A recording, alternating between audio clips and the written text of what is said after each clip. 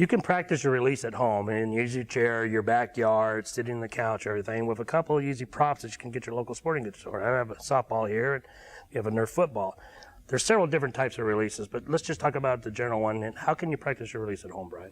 Yeah, if we're talking about rotating the fingers in a counterclockwise manner, we're going to be just sort of tossing the football up in the air to ourselves and letting the fingers kind of rotate around the ball, where the ball doesn't necessarily move and we're letting our fingers do the rotating of the bowling ball. So for a right-hander, rotating counterclockwise, they have you're doing this type of a motion. And with a softball, you'll be turning like so.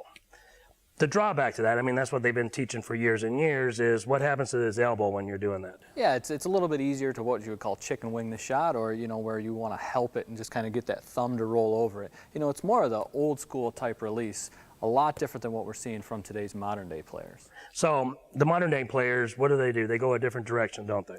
Yeah, they actually go backwards, so to speak, where, you know, they're actually using their fingers as a gear to where the ball then starts to rotate down their fingers and actually comes up almost like the reverse way, to where the fingers aren't actually rotating around the ball is rotating down the fingers. So they're actually going almost through the ball instead of going around the ball. So the hand gets on the side of the bowling ball, and as it starts to roll off, they will bring their fingers back and almost roll it, and actually makes your elbow roll in. It helps for a better arm swing. Yeah, in more of a clockwise manner. So demonstrate the two. Show me the two that you could do with the hand. Show me the one going counterclockwise and the counterclockwise with the hand. Yeah, so like I mentioned, the one where we're going to go counterclockwise, the fingers are actually going to do all the work, to where we're actually rotating the fingers around the football itself.